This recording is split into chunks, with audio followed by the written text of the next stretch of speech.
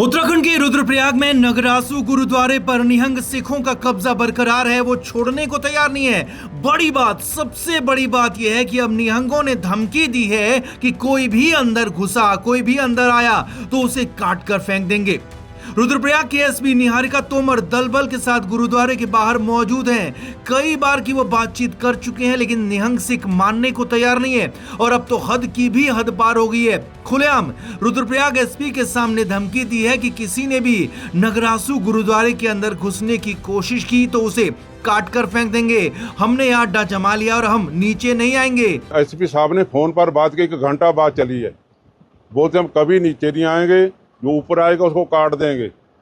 हम जहाँ बैठ के हमने अरदास कर दी, हम कहीं नहीं जाने वाले। और उनको बोला भी हमारे वहाँ बंदे जो फड़े उनको, उनकी जमानत तो उनको छोड़ो।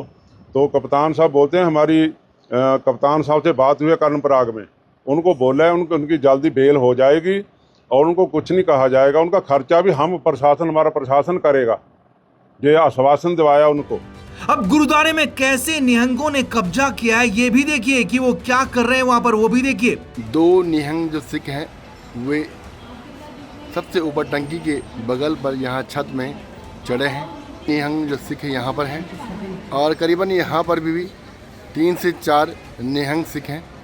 और इसके ठीक नीचे देखेंगे आप तो डीएम रुद्रप्रयाग विशाल मिश्रा के साथ एसपी निहारिका तोमर लगातार वार्तालाप कर रहे हैं, पर लेकिन वार्ता कोई सफल नहीं हुई है। उसके बाद फिर से